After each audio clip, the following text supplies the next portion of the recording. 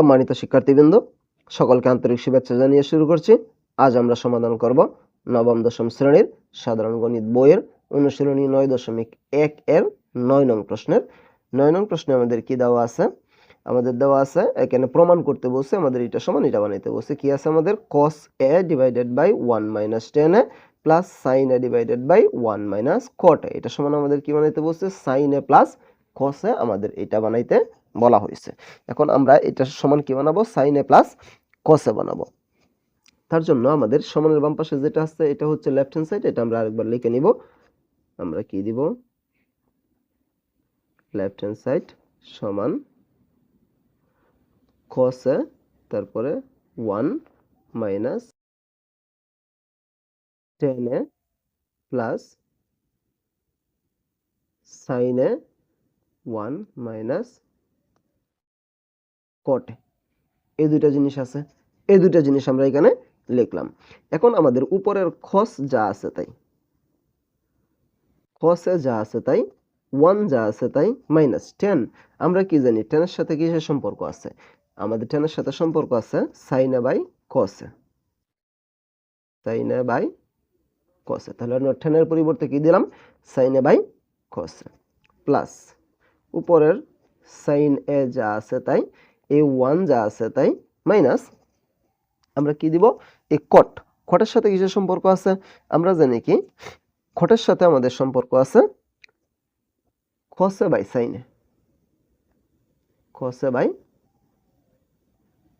sin a। তাহলে cot এর সাথে কিসের সম্পর্ক? cos by sin। এখন আমরা কি দিব? উপরের cos যা আছে তাই, cos এ যা আছে তাই। এখন 1 এর সাথে যদি আমরা এটা বিয়োগ করি তাহলে 1 এর নিচে মনে মনে একটা 1 আছে, 1 এর সাথে আমরা cos গুণ দিব, 1 এর সাথে cos এর লসাগু নিব। তাহলে কি হবে আমাদের? cos এ এই নিচের মনে মনে 1 দ্বারা যদি আমরা এই cos স্কয়ারে ভাগ করি তাহলে কি হবে আমাদের? cos square. 1 দ্বারা cos স্কয়ারে যদি আমরা ভাগ করি তাহলে আমাদের কি হবে? cos square. cos স্কয়ারের সাথে উপরের 1 গুণন দিলে আমাদের কি হবে? 1 এর সাথে আমরা cos ভাগ করলে cos, cos এর সাথে 1 গুণন দিলে cos a মাইনাস এই cos দ্বারা cos কে ভাগ করলে একবার, 1 দ্বারা sin কে গুণ দিলে কি আছে আমাদের? sin a এই প্লাস উপরের sin a যা আছে তাই, এই 1 মাইনাস cos বাই sin এটা আমরা কি করব? বিয়োগ করব। তার মানে এই 1 এর নিচে মনে মনে একটা 1 আছে, 1 এর সাথে আমরা sin এর লসাগু নিব। কি হবে আমাদের? 1 এর সাথে sin এর লসাগু নিলে আমাদের sin a। এখন আমরা এটার নিচে মনে মনে 1, 1 দ্বারা sin কে ভাগ করলে sin, sin দ্বারা উপরের 1 কে গুণ দিলে আমাদের sin a যা আছে তাই, এই মাইনাস এই sin a দ্বারা sin a কে ভাগ করলে একবার, 1 দ্বারা cos কে গুণ দিলে cos a। এরপরে এখন আমাদের এই যে দুইটা হয়ে গেছে ভাগ চিহ্ন, এখন আমরা ভাগ একটা উল্টায় দিব। ভাগ যদি উল্টায় দেই তাহলে এই cos দিব আমরা, cos এ ভাগের পরিবর্তে আমরা গুণ দিব। ভাগের পরিবর্তে যদি আমরা গুণ দেই আমরা কি জানি? ভাগের পরেরটা উল্টায় যায়, নিচেরটা উপরে, উপরেরটা নিচে। তার মানে cos কই? উপরে, cos এ উপরে, আর cos এ মাইনাস sin এ এটা নিচে, cos এ মাইনাস sin এ এটা কই? নিচে প্লাস এই sin যা আছে তাই, এই ভাগের আমরা গুণ বানাইয়া দিব। উপরে কি আছে? sin a, নিচে কি হবো? sin a minus cos a।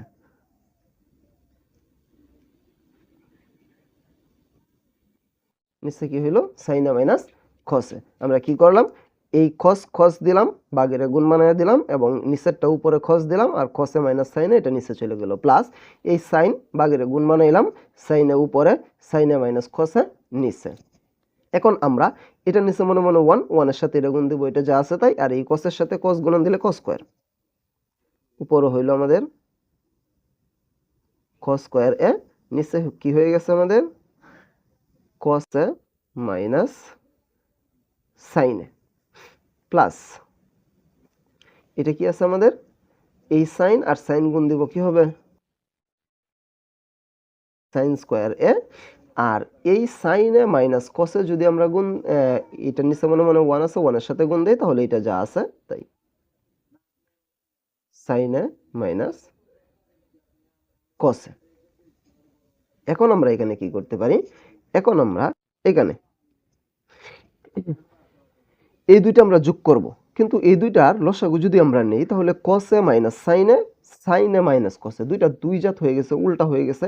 তাহলে এখন আমরা কি করব, আমরা এখান থেকে এই সাইনে মাইনাস কসে এটা যা আছে তাই এটার থেকে আমরা মাইনাস কমন নিব। এটার থেকে মাইনাস যদি কমন নেই তাহলে নিচের চিহ্নগুলো শুধু পরিবর্তন হয়ে যাবে, সাইন এটা মাইনাসের প্লাসের হয়ে যাবে, আর কসে প্লাসের আছে এটা মাইনাসের হয়ে যাবে। তাহলে আমরা এটা প্রথমে লিখলাম সাইনে, আর নিচে সাইনে মাইনাস কসে, এটা লিখলাম। এখন আমরা দিব কি মাইনাস, মাইনাস দেয়া কস স্কোয়ার এ, নিচে কি হবে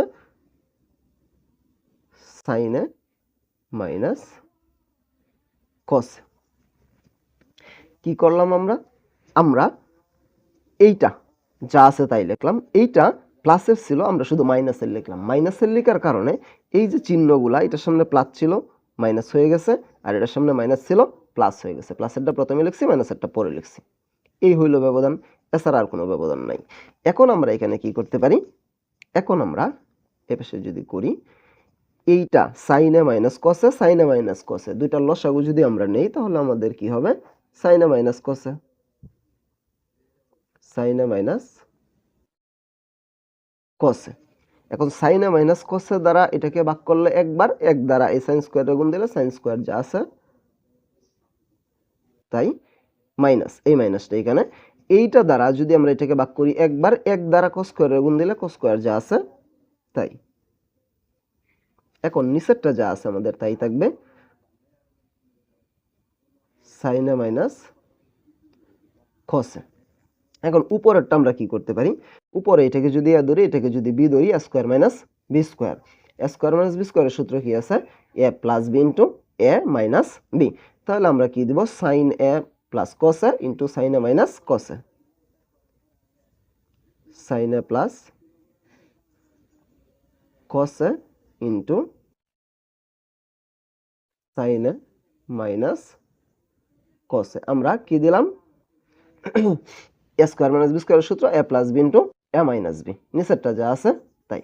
এখন নিচেরটাকে আমরা একটা ব্র্যাকেটের ভিতরে দিয়ে দিব, উপরে কি আছে সাইন এ মাইনাস কসে, নিচেও সাইন এ মাইনাস কসে, এইটা এবং এইটা আমরা কাইটে দিলাম। তাহলে আমাদের কি থাকতেছে, শুধুমাত্র সাইন এ প্লাস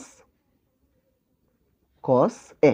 এটা আমাদের কিসের মান, এটা আমাদের রাইট হ্যান্ড সাইডের মান। আমাদের কিন্তু অঙ্কটা কইরা সাইন এ প্লাস কসে বানাইতে বলছিল, এই যে আমাদের অঙ্ক এটা কইরা কি বানাইতে বলছিল, সাইন এ প্লাস কসে। আমরাও অঙ্কটা এখানে সমাধান করে সাইন এ প্লাস কসে বানাইলাম।